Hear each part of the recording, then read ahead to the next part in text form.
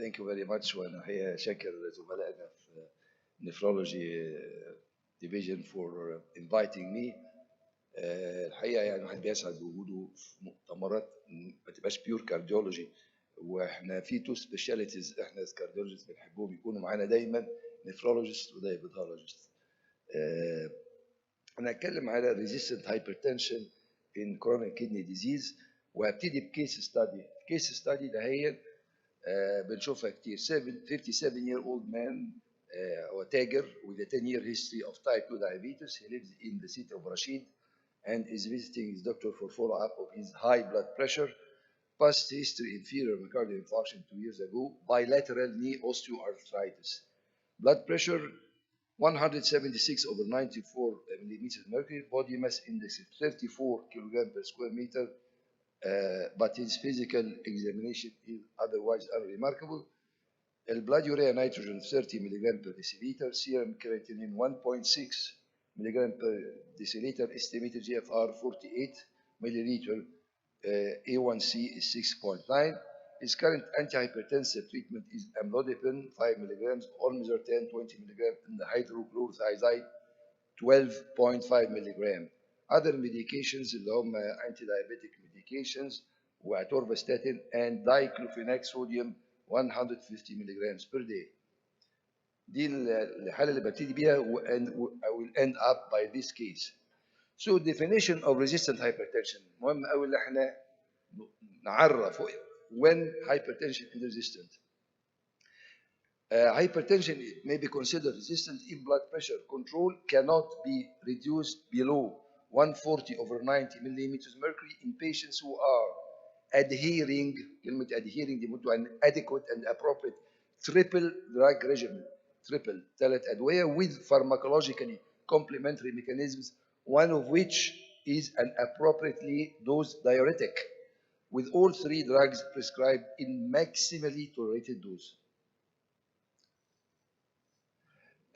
لو بصينا هنا في البريفالنس of apparent resistant hypertension by estimated GFR، الستادي دي كانت في 3367 hypertensive participants in the chronic renal insufficiency cohort.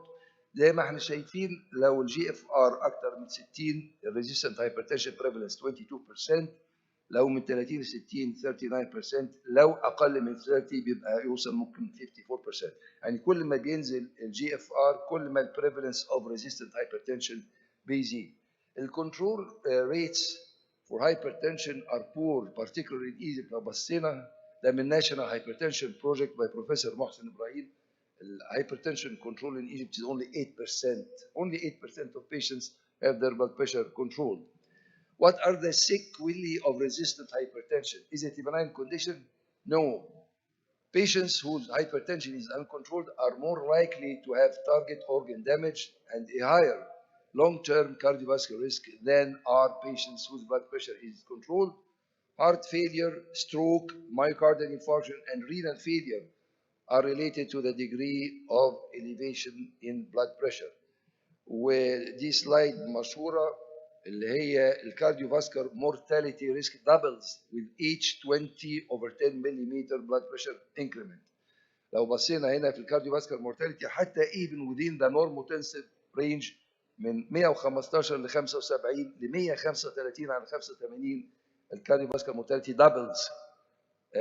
طبعا لو وصلنا ل 175 ل 105 diastolic هنا الريسك is 8-fold risk of cardiovascular mortality. السلايد دي في الكارديوفاسكولار and renal survival by hypertensive status في 436 hypertensive CKD patients under nephrology care with 57 months follow-up. الريزيستنت hypertension هو اللون الأحمر dark red. زي ما احنا شايفين الكارديوفاسكولار event free survival is worst in patients with resistant hypertension compared with those control the blood pressure. وبرضه الrenal event free survival is worst in patients with resistant hypertension.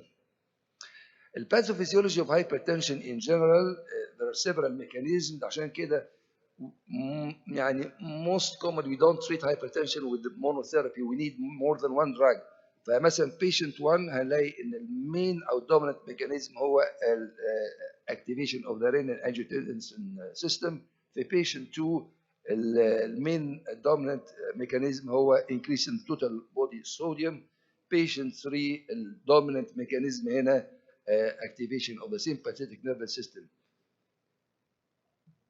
الميجر mechanisms of hypertension in CKD patients هو number one salt retention and fluid overload, reduction of renal mass, activation of the renin angiotensin system, and activation of the sympathetic nervous system, and impaired nitric oxide synthesis and endothelium mediated vasodilatation, and complications of CKD and its treatment, secondary hyperparathyroidism, erythropoietin, calcium renin inhibitors, and vascular modifications.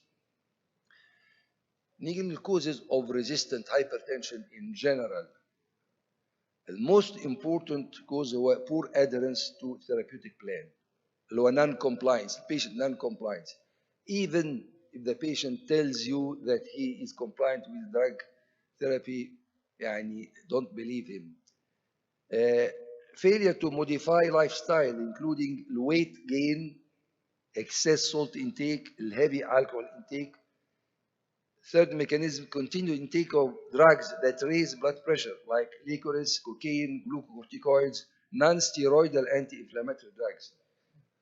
Fourth mechanism is obstructive sleep apnea, unsuspected secondary cause of hypertension, irreversible or scarcely reversible organ damage, and volume overload due to inadequate diuretic therapy, progressive renal insufficiency, high sodium intake, and hyperaldosteronism. This is an interesting slide showing that among patients receiving therapy for hypertension, about 50% of patients stop therapy within the next 2 years. 50% وده في European countries, not in Egypt. 50% will stop therapy within 2 years. البور compliance له أسباب كتيرة. السايد effects of medication, the cost of medication, inconvenient and chaotic dosing schedules, lack of consistent and continuous primary care, instructions not understood, inadequate education of patients, and dementia, memory deficit in the elderly. Exogenous substances may interfere with the blood pressure control are sympathomimetic drugs like ephedra, phenylephrine, cocaine, and amphetamines.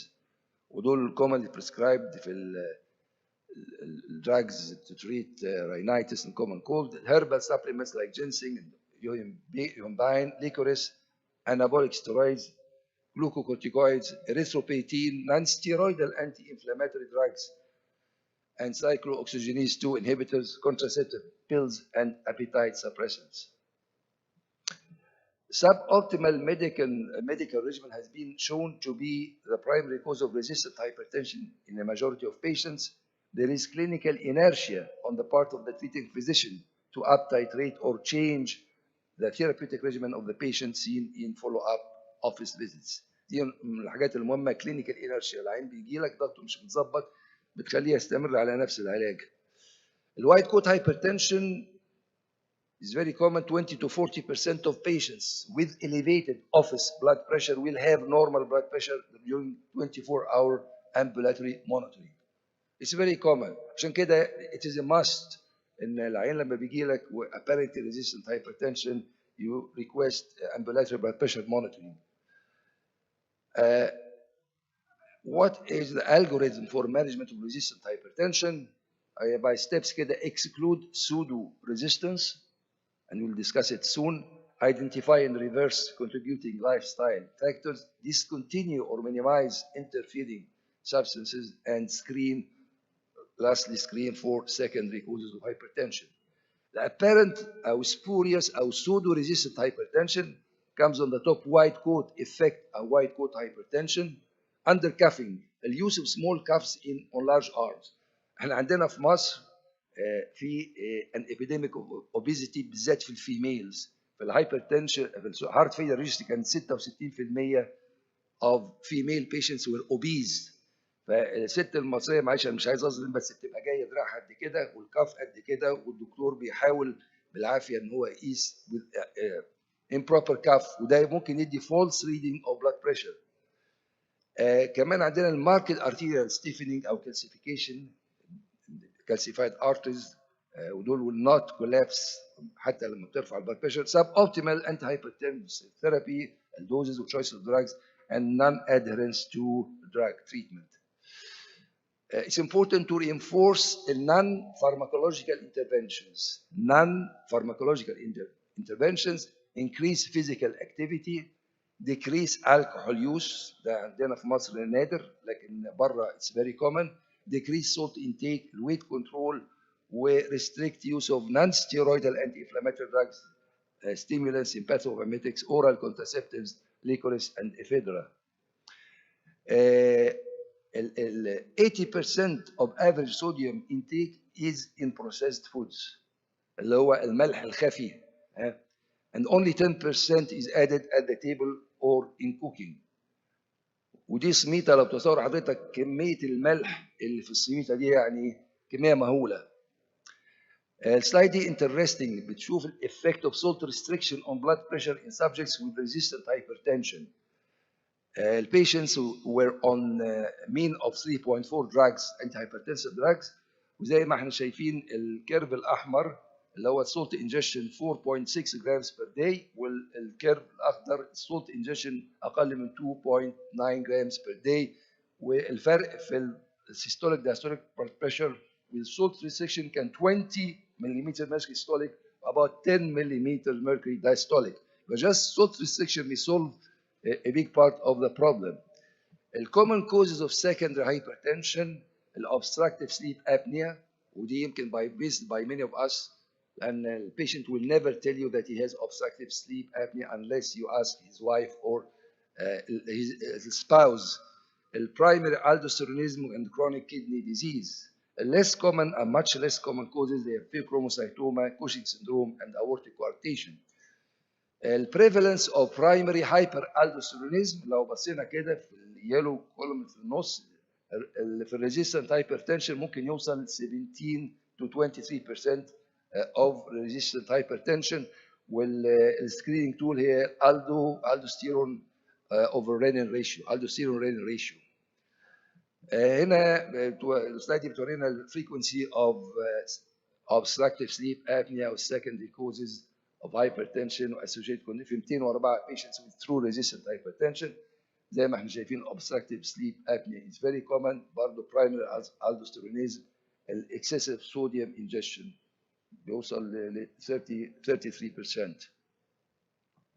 Pharmacological treatment first maximize diuretic treatment and use loop diuretics in patients with CKD or possible addition of mineralocorticoid receptor antagonists or spironolactone and combine agents with different and complementary mechanisms of action.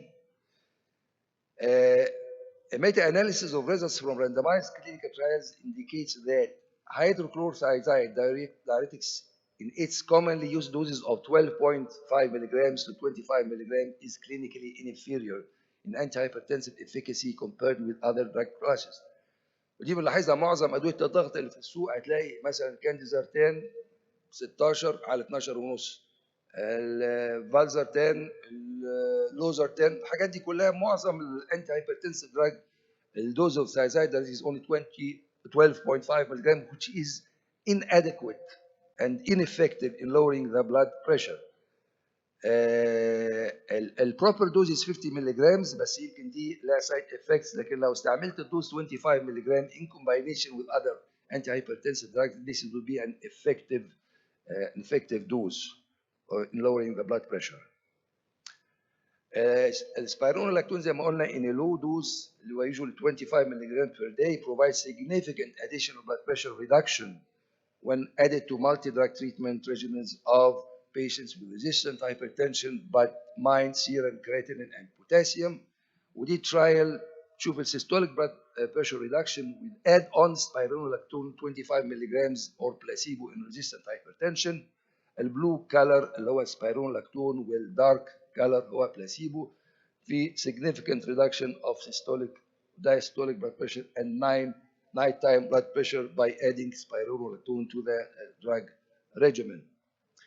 An interesting study اللي هو patiromer versus placebo to enable spironolactone in patients with resistant hypertension and chronic kidney disease اللي هي الامبر ترايل. احنا عارفين البروبلمز السبيرونولاكتون خصوصا في البريزنس اوف سي كي دي اللي هو الهايبركاليميا.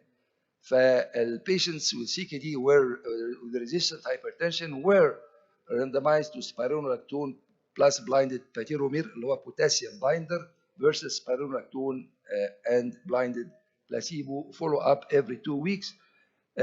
من results واضح ان patients who remained on spironolactone at week 12 were significantly higher than patients on placebo, where the time to discontinuation of spironolactone was much lower with patiromer versus placebo. يعني إذا احتاجت spironolactone وكان في hyperkalemia ممكن I may use a potassium binder like patiromer to enable use of spironolactone. In advanced CKD with resistant hypertension, patiromer enables more persistent use of spironolactone among patients treated with placebo. 2 out of 3 developed hyperkalemia بينما patiromer reduced this risk by half. Pharmacological treatment reinforce sodium depletion by maximizing diuretic therapy in addition to a low sodium diet. Add a diuretic if not already prescribed. Switch to a more potent thiazide with longer duration of action زي chlorthalidone أو indapamide instead of hydrochlorothiazide when GFR أكثر من 30 مللتر or a loop diuretic إذا كان GFR أقل من 30 مللتر per minute. Increase its dosage or consider sequential nephron blockade. Add a mineral receptor antagonist زي ما spironolactone إذا كان الجي اف ار أكثر من 30 مللتر per minute أو potassium level أقل من 4.5 millimole. Consider adding other antihypertensive drugs step by step. Beta blocker, preferentially metoprolol أو carvedilol أو nebivolol or propranolol. An alpha blocker or centrally acting alpha agonist. And last thing is to refer to specialists for considering device-based therapy in the absence of contraindication, the renal artery denervation or carotid artery neck for baroreceptor stimulation. والسلايد دي from the European Society of Cardiology guidelines اللي هو drug treatment for hypertension and chronic disease. Step 1 اللي هي 1 pill single pill ده مهم قوي for patients compliance. Initiate therapy with ACE inhibitor or ARB plus calcium channel blocker أو ACE inhibitor or angiotensin receptor blocker plus diuretic or loop diuretic. Step 2 برضه still 1 pill استعمل triple combination triple ACE inhibitor or ARB plus calcium channel blocker plus diuretic or loop diuretic. Step 3 اللي هو هنا هستعمل 2 pills not single pill. هستعمل اللي هو التريبل ثيرابي الايس انهبيتور اور ارب بلس كالسيوم شانل بلوكر بلس دايوريتك اند spironolactone اللي هو 25 to 50 milligram or other diuretic alpha blocker or beta blocker. So in a nutshell, step 1 exclude pseudo resistance. Step 2 evaluate patient's adherence. Step 3 recheck for secondary causes. Step 4 maximize lifestyle changes. Step 5 optimize pharmacological therapy. Step 6 consider renal denervation.